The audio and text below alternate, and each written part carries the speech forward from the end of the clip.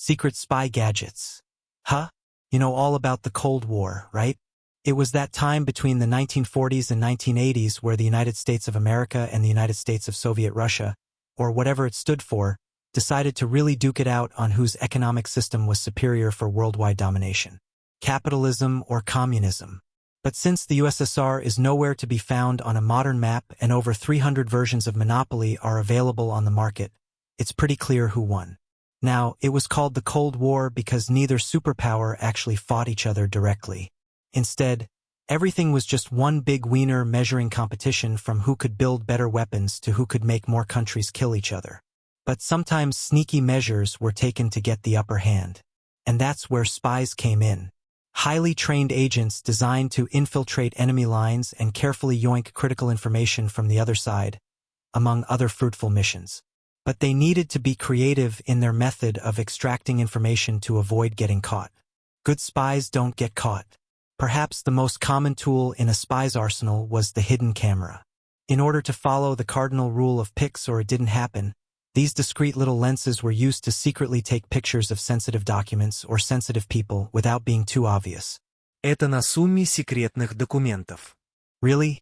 Could you flip that over, please? Yes, of course. The clever cameras were carefully concealed in copious quantities of clothes and components like coats, coins, and cleavage. Perhaps one of the most effective types was the microdot camera, a tiny camera used to make even tinier pictures. About the size of a small coin, these little wonders captured images of full-size sensitive documents. But thanks to a special lens and some fancy physics, the resulting image would be scaled down to just a dot. A microdot, if you will. These microdots measured about 1 millimeter in length and could easily be snuck back into headquarters where they could be magnified and properly read. Gotcha. But taking pictures of a few confidential documents was small-time work. Sometimes you need to think bigger, like entire secret bases bigger. So in order to get a bird's-eye view on the landscape, you had to do just that. That's where the employment and deployment of pigeon cameras came in. Specially trained pigeons that had big old cameras strapped to their chests and sent flying across areas where the camera could reveal potential bases and strategic locations. But if seeing wasn't an option, then listening was an acceptable alternative. It was a common tactic for intelligence operations to bug a room, meaning that multiple listening devices would be planted around said room or on an agent. But some smartass took the term bug a little too literal, which is how the dragonfly insectithopter became reality. But why oh why the dragonfly?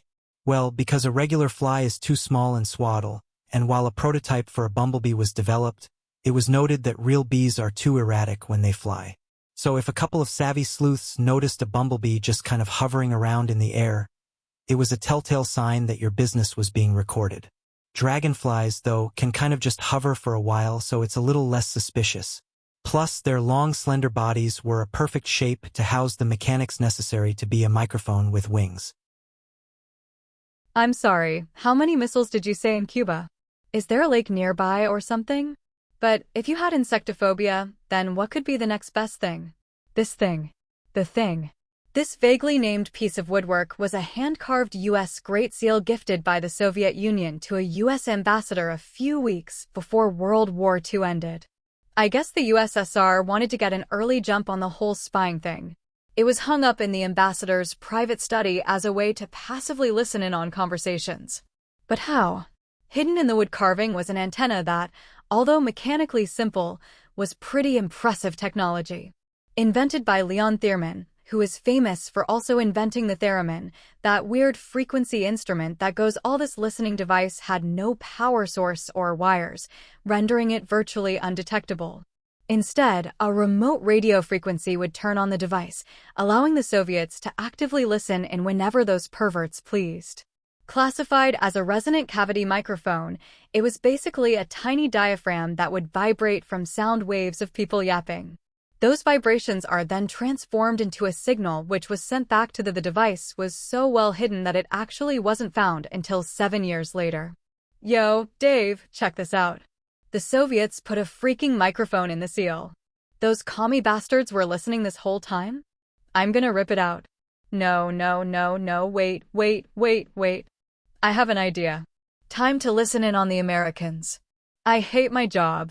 Now, you might be thinking, man, microphones and cameras? That shit's lame on God, for real, or whatever the flip y'all say today.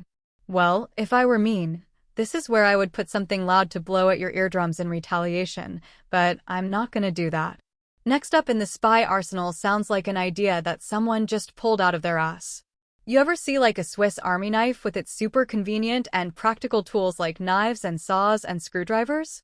Now, imagine if you got the sudden urge to just ram that thing up your anatomical back pocket for later retrieval in a pinch.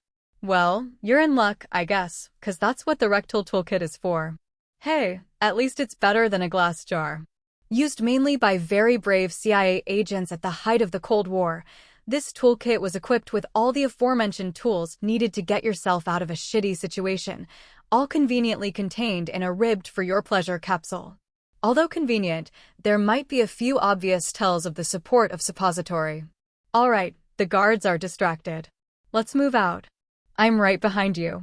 Sometimes a spy needs a quick getaway. Luckily, there are plenty of opportunities at your disposal. Perhaps a spy's best offense was a solid defense of remaining anonymous and indiscernible amongst a crowd. Many spies were artists in terms of changing disguises on the fly to get any would-be pursuers off their trail. But if changing clothes didn't do the trick, then the 5-second mask would. This was a latex mask developed for quick identity theft on the go. In just 5 seconds, as the name implies, one could assume an entirely new appearance from the shoulders up, complete with facial hair and a hairline that screams, "I've got a mortgage, an unsatisfied wife, and 3 ungrateful brats at home." No enemy agents would suspect a thing, but they would certainly be sympathetic towards your new fake backstory. Maybe even empathetic. Godspeed, soldier. But if you're still being tailed and need a quick diversion, it might be time to deploy the Jack-in-the-Box. Constructed from a hopefully unused sex doll, this inflatable fellow served as a decoy for a vehicular getaway. When getting Ubered away from a mission, you may get a feeling that you're being followed and need to quickly vamoose. The enemy's coming and you're behind. Do a barrel roll. Assuming your driver knows the assignment and you tipped him well, he can quickly turn a corner while you delicately tuck and roll to safety. The Jack-in-the-Box is then quickly inflated where you were sitting, convincing your assailants that you didn't just take yourself out by slamming your dome into a street lamp at 35 miles an hour. However, there may be a chance where the jig is up and you get got. No need to worry though. They can't extract information from you if you're completely dead. You know that famous Pirates of the Caribbean quote? The thing is, it's very unpatriotic to give up confidential information to an enemy entity. Try to receive them. So in order to not disgrace your home country that put you in this dangerous pickle in the first place, you have one last resort. A lethal dose of cyanide hidden in your false tooth. Just gnaw on that sucker like one of Grandma's old strawberry candies to earn your one-way ticket to Sleepy By Junction. Now, if you've got the stones for it and you want to fight back, that's where the real fun stuff begins, with an arsenal of concealed weapons at your disposal. This first one really packs a punch. This is the Sedgley OSS-38 single-shot glove pistol. A relatively simple weapon capable of delivering a very simple death. See, with a gun, you pull a trigger and your point comes across pretty quickly. With a glove gun, you get to punch them in the face while you're at it. It's like killing 2 birds with 1 stone, but it's killing one face with a bullet and a fist. So when you're in a bout of fisticuffs and your opponent insists you give him your best shot, boy will he be surprised. For you ladies out there looking to discreetly apply a nice shade of red to yourself and a target, there's the lipstick pistol, also referred to as the kiss of death. This little guy was a single-shot 4.5mm pistol hidden in a lipstick holder used by the KGB. They were the Soviet equivalent of the CIA. Easily disguised as a harmless accessory in a handbag, this weapon could be concealed next to your concealer and make up the foundation of your arsenal. I would imagine such an encounter would go like this. Oh wow, what a lovely shade. What color is that? It's called You're Gonna. You're gonna? Yeah, you're gonna die. You're gonna. You're gonna die. Ooh, how exotic sounding. How does it look? Okay, maybe such tactics are a little bit messy. Let's shoot for something more surreptitious, like poison. Poison's great when you're not on the receiving end of it. If you don't want the hassle of dirty work to rain on your parade, you can opt for the Bulgarian umbrella. This clever contraption looks like a typical umbrella, but it isn't, obviously. This umbrella actually contains a pneumatic element which, when triggered, will launch a poison dart towards any target you desire. The poison of choice was ricin, a potent chemical which, when injected, will cause massive internal bleeding and organ failure, guaranteed to put a damper on anyone's day. The Bulgarian umbrella is referred to as such because the most famous use of the device was in 1978 when a KGB agent assassinated a Bulgarian enemy of the state right in the middle of the streets of London. Is someone there? I suppose if you really want to take aim at who you're pumping full of poison, then equip yourself with the ominously named heart attack gun.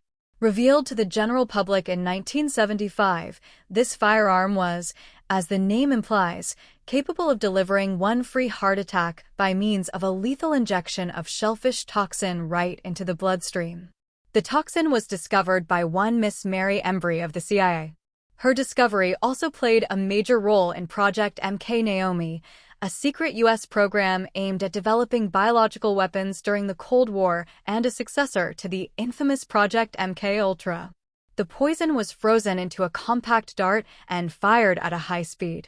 Once it penetrated the target, it would melt and be absorbed into the body. The toxin would spread and mimic the symptoms of an innocent heart attack. Only a tiny red dot was the evidence that anything malicious had even happened, besides a dead body. So remember, no matter the tool you pick for the job, the best weapon you have is your mind.